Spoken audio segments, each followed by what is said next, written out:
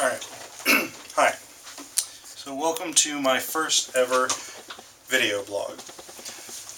Okay, so the other day in class, I tried to draw an analogy between Steven Greenblatt's theory of cultural mobility and Heisenberg's uncertainty principle.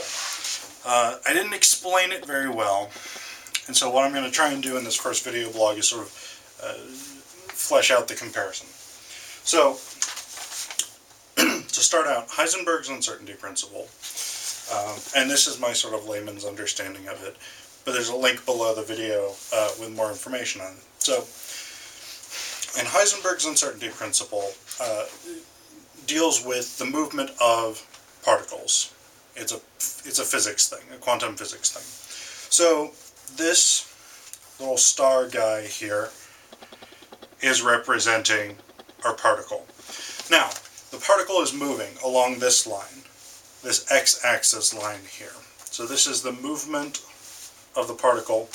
This y-axis arrow here, the one pointing straight up, that represents the particle itself. And the more that we focus on this particle itself, the more we focus on the little star guy as a particle and try and catalog a description of it, the harder it becomes for us to predict its movement. Conversely, the more we focus on the way in which the particle moves, the harder it gets for us to sort of nail down the characteristics and say this is what this particle is. Okay, so to try and sort of flesh this out, I'm going to use a concrete example. And I've chosen to use, because this is a Shakespeare course, or a Shakespeare's Parlors course, Hamlet. The greatest play in all of English literature, perhaps, in some people's opinions. So I've given us a kind of chart here, and you can see this chart below the video. So we sort of go vaguely through my sort of arbitrarily constructed history of Hamlet. So way back in the distant past, we start with the ancient archetypes that go into Hamlet. Saxo Grammaticus in the 13th century records Hamlet, the Scandinavian story that will become Hamlet. 1601, roughly, Hamlet is first performed by the Lord Chamberlain's men. Richard Burbage plays Hamlet. 1603 Q1, 1623 the first folio is published, 1948 Laurence Olivier's Hamlet film version, which is one of the most important Hamlet film versions, 1966 Rosencrantz and Guildenstern are dead, 1990 Rosencrantz and Guildenstern are dead film, and the Zeffirelli Hamlet film, and the only reason I included the Zeffirelli film was because I already had marked 1990. And then in 2013, I've got the Royal Shakespeare Company's production of Hamlet, which I saw, I wasn't a big fan. So, if we think of this in terms of Heisenberg's uncertainty principle, so let's take a specific cultural artifact, the first folio, published in 1623, collection of almost all of Shakespeare's works. This is the thing that sort of preserves them. Anyway. So the first folio, 1623, the more, and so the way I'm thinking about this in terms of Heisenberg is, the more that we understand the first folio as a specific artifact representing its own cultural moment. So the more we understand it representing 1623, the printing conventions of 1623, publishers' conceptions of what book buyers wanted to read, a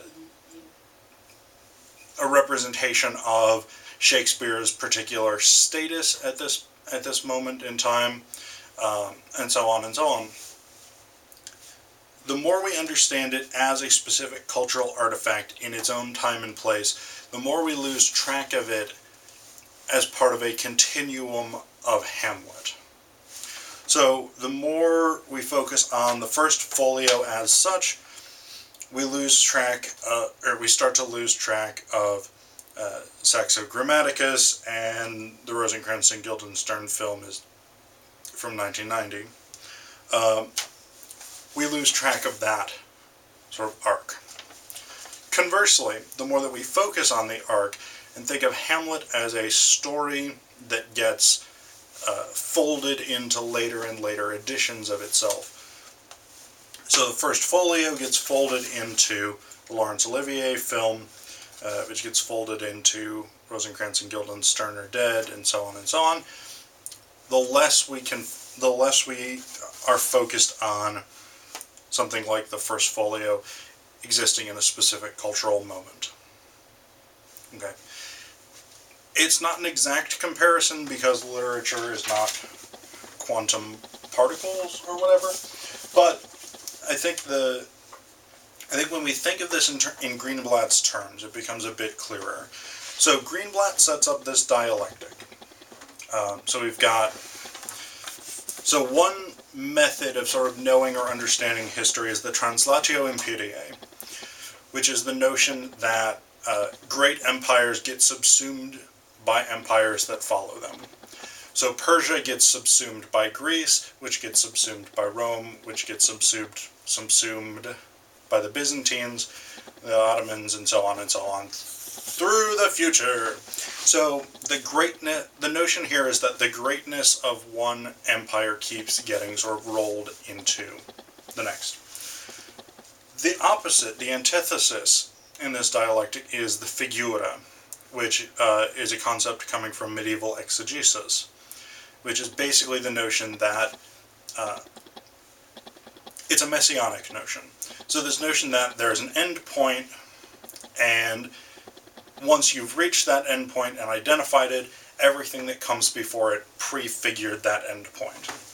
So if we were to think, for instance, of the 2013 Royal Shakespeare Company's production of Hamlet as the sort of messianic end point of Hamlet, then everything backwards along this chart prefigures that.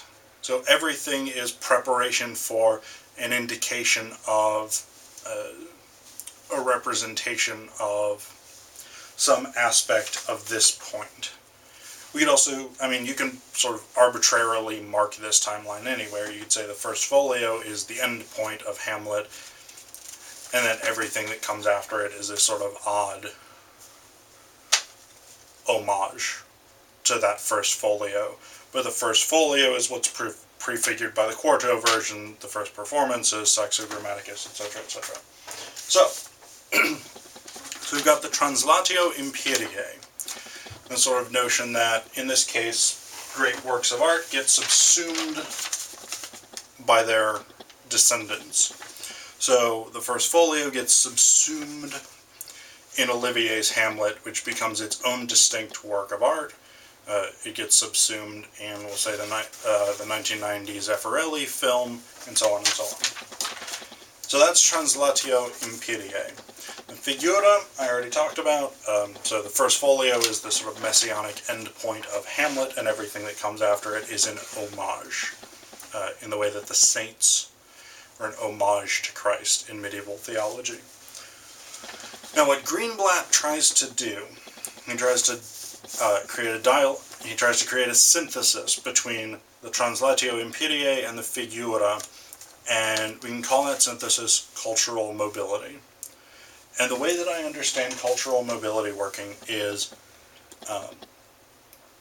we accept a certain amount of instability or uncertainty when we're talking about cultures and cultural artifacts, because we have to acknowledge that